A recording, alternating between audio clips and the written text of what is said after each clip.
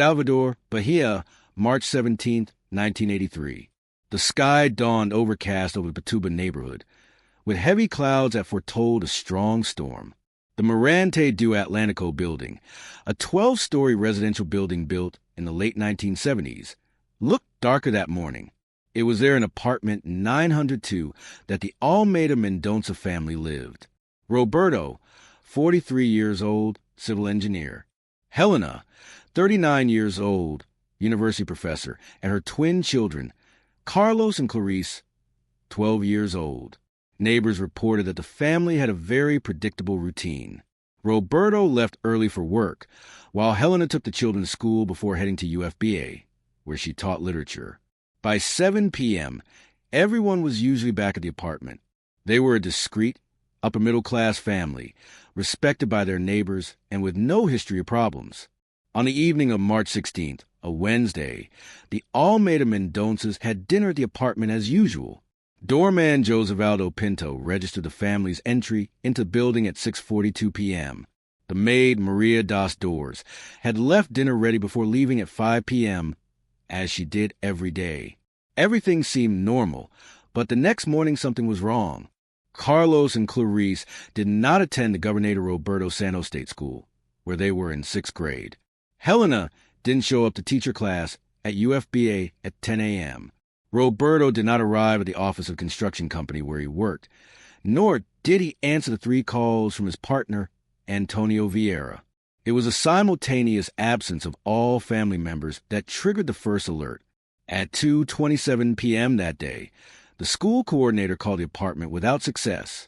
At 1:53, the head of the UFBA department tried to make contact. At 5:19 p.m., Antonio Vieira decided to go personally to the Mirante do Atlantico building. When I arrived at the building, the doorman Josevaldo informed me that he had not seen any of the Almeida Mendonças leave that day. I thought it was strange, but I thought maybe they had gone away, Antonio reported in his initial statement to the police. Concerned, Antonio convinced the doorman to accompany him to apartment 902. They knocked on the door repeatedly, with no answer. The absolute silence of the apartment contrasted with the noise of the storm that was now falling over Salvador. It was only at 7:42 p.m. that day that the police were finally called. Chief Eduardo Martins of Salvador 7 Police Station arrived at the scene around 8:30 p.m., accompanied by 2 investigators. When we entered the apartment, everything was in perfect order, the chief noted in his initial report. The beds were made, the dishes were clean in the kitchen, no sign of a struggle or violence. It seemed as if the family had simply vanished into thin air. The family's personal belongings remained intact: documents, jewelry, money, clothes. 2 large suitcases were stored in the couple's bedroom closet. The family car, a navy blue Volkswagen Santana, remained in space 14 of the building's garage. There was no signs of forced entry on the apartment doors or windows. The disappearance of the Almeida Mendonças that night, March 16 to 17, 1983, became one of the most intriguing cases in Bahia's police history. How could an entire family vanish without a trace? How could they have left the building without being seen by the doorman? Where could they have gone in the middle of a storm, without a car, without luggage, without leaving any clues? If you want to follow more cases like this that shake up society and reveal hidden truths, subscribe to the channel so you don't miss any investigation. The investigation into the disappearance of the Almeida Mendonça family began immediately. Chief Eduardo Martins assigned a team of 5 investigators to the case, led by Inspector Jorge Cardoso, a veteran with 23 years of experience in missing persons cases.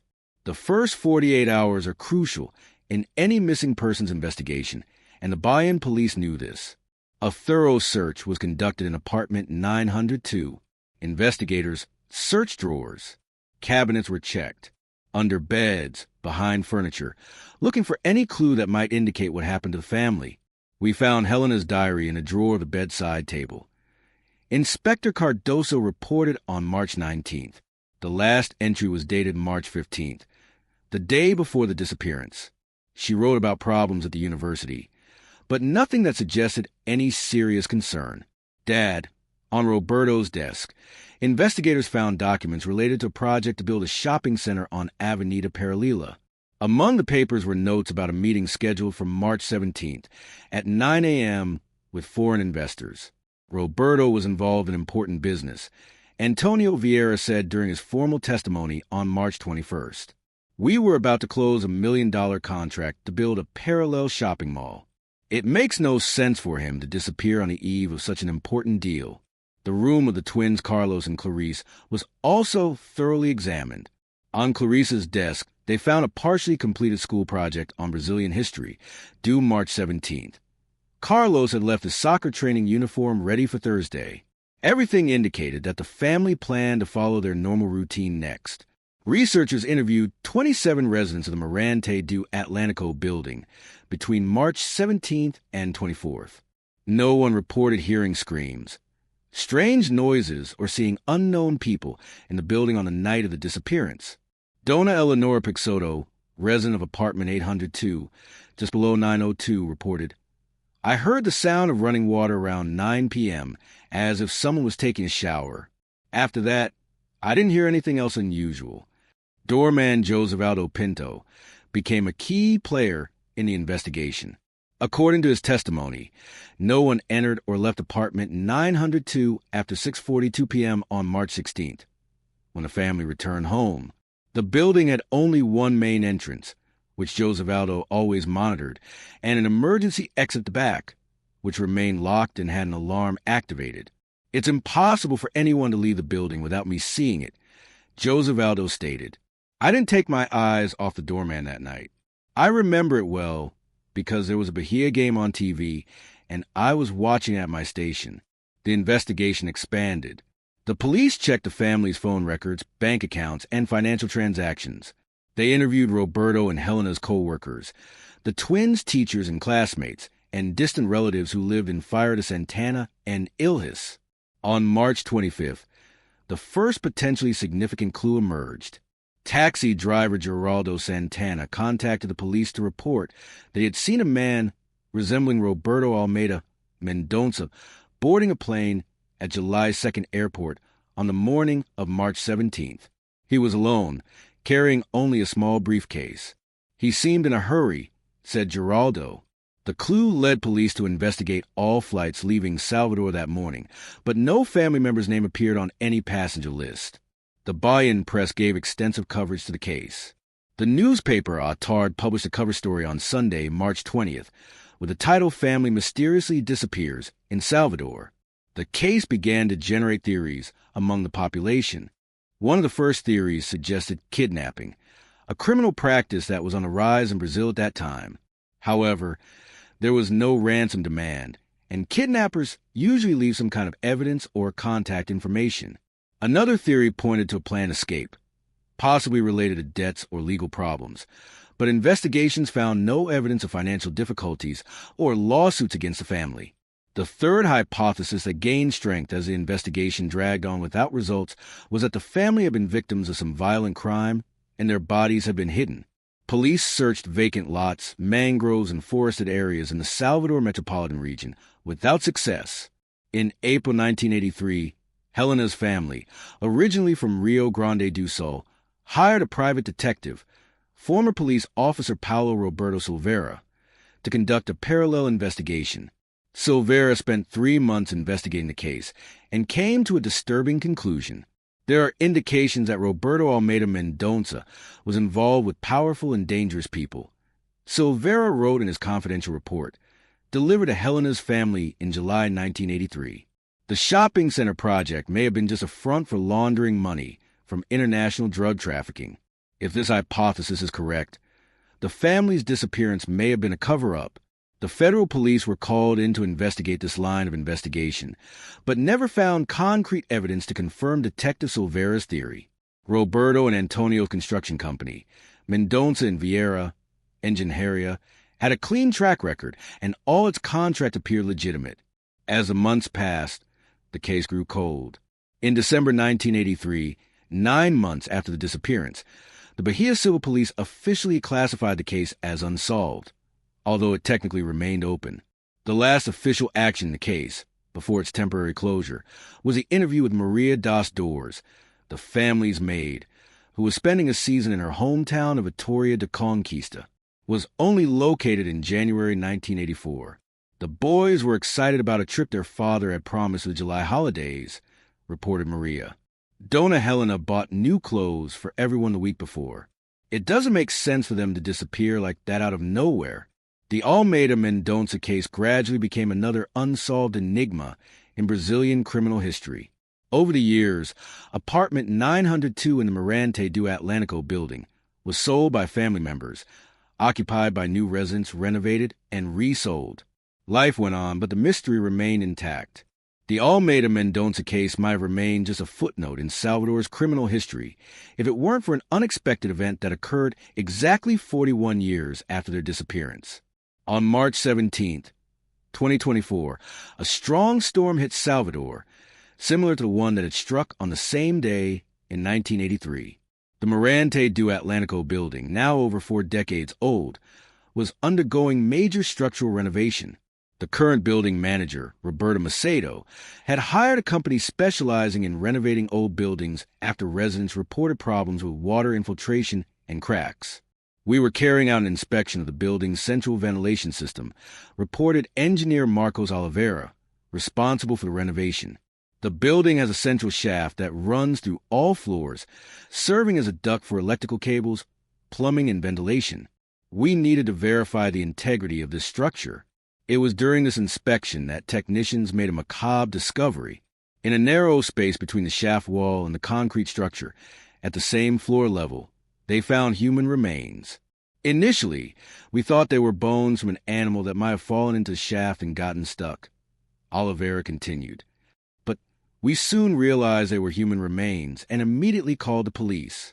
Chief Caroline Santana of the Salvador Homicide Division arrived at the scene at 3:42 p.m. that Sunday. A team of experts from the Technical Police Department cordoned off the area and began meticulous work to remove the remains from a narrow space where they had been. The shaft was about 70 centimeters wide, a very confined space, explained forensic expert Rodrigo Meneses. We had to cut through a section of the wall to gain proper access. The work took more than 12 hours. What the experts found shocked even the most experienced investigators. In the space between the shaft wall and the building's structure, there were the remains of 4 human bodies. The bones were partially preserved due to the dry and isolated conditions of the site. Along with the remains, fragment of fabric, a men's wristwatch stopped at 2317, a gold wedding ring with the inscription H&R December 6, 1970, and a star-shaped pendant were found. The arrangement of the bodies suggested they fell or were placed in a shaft from one of the upper floors, reported forensic pathologist Dr. Antonio Carlos Pixoto. Based on the condition of the remains, we estimate they have been there for many decades. A preliminary identification already indicated the possibility of them being the remains of the Almeida Mendonça family. The wedding ring corresponded to the wedding date of Helena and Roberto, as recorded in the original investigation files. The star-shaped pendant was recognized by Maria das Dores, now with 82 years ago, belonging to Clarice. That little star was the girl's amulet. Dona Helena gave it to her for her 10th birthday. Clarice never took it off her neck, said the former maid, visibly moved during her testimony on March 20th, 2024. News of the discovery rekindled interest in the case. Veteran journalists who had covered the disappearance in 1983 returned to Salvador to follow the developments. Reporter Jairo Mendez of the newspaper Atard, who was 26 when he covered the original case, now 67, reported, "It's as if a ghost in the past had resurfaced. For decades, we've been speculating about what could have happened to the Almeida Mendonças. Now, finally, it seems we may have some answers." DNA tests confirmed what everyone already suspected. The remains belonged to Roberto, Helena, Carlos, and Clarice Almeida Mendonça. The family that had mysteriously disappeared in 1983 had never left the Mirante do Atlântico building. But how did they end up in the ventilation shaft? The answer began to emerge when experts meticulously examined apartment 902, now occupied by an elderly couple unrelated to the case. Removing part of the bathroom tile in the master suite, investigators discovered that the wall adjacent to the shaft had been modified. There was an opening that had been carefully concealed, explained expert Meneses. Someone created access to the shaft from the bathroom of apartment 902 and then closed this opening with a false wall that was covered with tiles identical to the originals. Examination of the remains revealed another crucial detail. The 4 family members had skull fractures, suggesting they were killed by blows to the head before being placed in the shaft. Leave a comment and never give up on the truth if you believe that all missing people deserve to be found. With the evidence found in the ventilation manifold, the Bahia Civil Police officially reopened the Almeida Mendonça case on March 22, 2024. Chief Caroline Santana established a special task force, including investigators from the Homicide Department, forensic experts, and a historian to reconstruct the events of 1983 in light of the new findings. We are treating this as a case of multiple homicide, followed by concealment of a body, the police chief declared at a press conference. The fact that the bodies were found in the building itself, in a difficult-to-access location, indicates premeditation and knowledge of the building's structure. One of the first steps in the new investigation was to locate people involved in the original case. Doorman Josevaldo Pinto, a key figure in the mystery of how the family had escaped the building without being seen, had died in 1998. Chief Eduardo Martins, responsible for the initial investigation, was retired and living in Aracaju, Sergipe. We interviewed Chief Martins, now 83 years old, reported investigator Felipe Santana. He provided us with details not included in the official records. According to Martins, there was political pressure to quickly close the case. The retired chief revealed that he received a call in April 1983 from a high-ranking official in the Public Security Secretariat, suggesting that the investigation into the Almeida Mendonças be handled discreetly. Martins interpreted this as a veiled order to slow down the case. At the time, I thought it was strange, but there was no evidence of direct interference. Martins said in his new testimony, "Now, with the benefit of hindsight, I see that there was something bigger behind that disappearance." Delegate Santana's team began to investigate in depth the professional life of Roberto Almeida Mendonça. The records of the construction company Mendonça in Vieira Engenharia were thoroughly analyzed, as were the contracts with the shopping center on Avenida Paralela, a project that was never completed. Antonio Vieira, Roberto's former partner, was still alive at 87 years old, living in a nursing home in Salvador. His testimony, taken on March 25, 2024, brought surprising revelations. Roberto discovered something he shouldn't have discovered, Vieira declared, visibly shaken. The week before he disappeared, he told me he had found serious irregularities in the mall's land documents. The deed had been forged, and the land actually belonged to an indigenous reservation. According to Vieira, Roberto planned to report the fraud, which involved influential politicians and powerful businessmen in Salvador. He scheduled a meeting with the prosecutor for March 18, 1983, but never made it. The prosecutor in question was Mauricio Gages, who in 1983 was 32 years old and beginning his career in the public prosecutor's office. Now retired, Gages confirmed he had a meeting scheduled with Roberto on that date. He called me a week before, very concerned, saying he had compromising documents about the Parallel Mall project. Gages reported. When he didn't show up, I tried to contact him several times. I mentioned this to the police at the time, but my testimony appears to have been ignored in the official investigation. Investigators also focus on the technical circumstances of the crime, such as how the bodies were placed in the shaft. Who had enough knowledge of the building's structure to create an opening in the bathroom of apartment 902? The answer came to the records of construction company that built the Mirante do Atlantico building between 1977 and 1979. The company responsible was a construction company Bahia Latita, whose chief engineer was precisely Roberto Almeida Mendonça, before founding his own construction company. Roberto didn't just live in the building, he built it, explained investigator Santana. He knew every structural detail of the building, including the shaft system. But if Roberto knew the building so well, why would someone use that very characteristic against him and his family? The answer began to emerge when investigators located Manuel Correa, a former worker for Roberto's construction company, who worked as a janitor at the Mirante do Atlantico building in 1983. Correa was 35 at the time and lived in a small apartment on the ground floor of the building provided by the condominium, reported Chief Santana. He worked directly with Roberto on the construction of the building and knew the shafts as well as the engineer himself. Manuel Correa, now 76, was located living in Commissary, in the metropolitan area of Salvador. Initially, he denied any involvement in the case, but after 12 hours of questioning, he confessed. "He was the one who hired me, Dr. Ricardo," said Correa, referring to Ricardo Fonseca, a businessman who was one of Mall's main investors. Parallel, he said that Roberto was going to ruin everything. He was going to report the land deal. "He offered me money to scare him. That's all."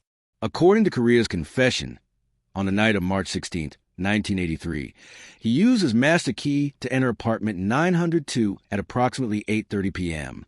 The family was sleeping. The plan was just to intimidate Roberto. But the situation got out of control.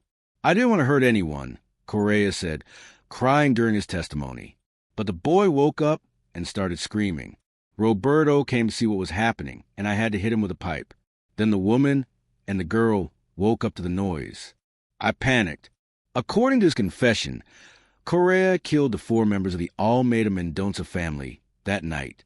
Then, using his knowledge of the building structure, he quickly created an opening in the suite's bathroom, accessing the ventilation shaft, pushed the bodies through this opening, making them fall down the duct until they were trapped between the concrete structure and the chef's wall, at the height of the 8th floor.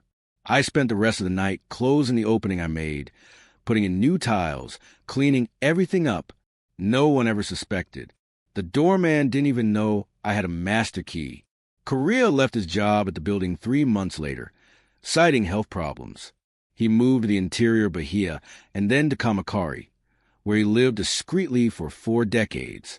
Ricardo Fonseca, the businessman identified as the mastermind behind the crime, died in 2011, age 78, without ever having been linked to the family's disappearance. With Manuel Correa's confession and the physical evidence recovered from the ventilation shaft, the Almeida Mendonça case was finally solved 41 years after the crime. On April 10, 2024, Correa was formally indicted for 4 qualified homicides and concealment of a corpse. Despite his advanced age and health problems, Correa was brought to trial in September 2024. The jury, composed of 7 citizens of Salvador, found him guilty on all charges. He was sentenced to 76 years in prison, although due to his age he was given the right to serve his sentence at home with electronic monitoring. The resolution of the case brought a bittersweet feeling to the victims' families. Helena Mendonça had 2 brothers who for decades sought answers about the disappearance of their sister and her family. Carlos, the older brother, passed away in 2019 without ever knowing the truth. Margaret, the youngest sister, now 75, was finally able to hold the family funeral. For 41 years, we lived in a limbo of uncertainty. Margaret said during the trial, "We didn't know if they were alive or dead, if they had escaped or been kidnapped. We imagined 1,000 scenarios, some hopeful, some terrible. The truth, however painful, brings a kind of peace we have never known during these 4 decades." The Almeida Mendonça case revealed not only the brutality of a crime hidden for decades, but also exposed a corruption scheme that permeated Salvador's real estate and political sectors in the 1980s. The land where the parallel shopping mall was to be built was in fact part of an indigenous reservation, as Roberto had discovered. The falsified documentation involved property registry office employees, local politicians, and influential business people. In October 2024, the Public Prosecutor's Office of Bahia opened an investigation into the land case, even though most of those involved had already died. The goal, according to the appointed prosecutor, was to restore historical truth and bring justice to the memory of Roberto Almeida Mendonça, who lost his life trying to do the right thing. The Mirante do Atlantico building became a place of morbid interest after the case was resolved. Curious onlookers passed in front of the building and took photos.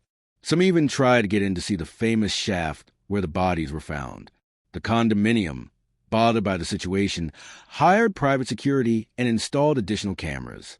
Journalists from all over Brazil, and even from some foreign countries, came to Salvador to cover the outcome of the case. Documentaries, podcasts, and books about the mystery of Shaft, as it became known, began to be produced. In December 2024, the Governador Roberto Santos State School, where Carlos and Clarice studied, created a memorial in honor of the twins. 2 trees were planted in the courtyard with a plaque containing the children's names and the phrase, "The truth may take time, but the light always comes." The Federal University of Bahia also honored Helena Almeida Mendonça, naming a room in the Department of Letters after her. Colleagues who worked with her in the 1980s shared memories of a dedicated teacher who was beloved by her students. The Almeida Mendonça case has gone down in Brazilian criminal history as an example of how the truth can remain hidden for decades, but eventually finds its way to the surface. The accidental discovery in the ventilation shaft, exactly 41 years after the crime, seems almost like fate. There is something poetic about this resolution, commented criminalist and professor of criminal law at UFBA, Dr. Jorge Damasceno. The same building that kept this secret for so long was responsible for revealing it. It's as if the structure itself can no longer carry that weight.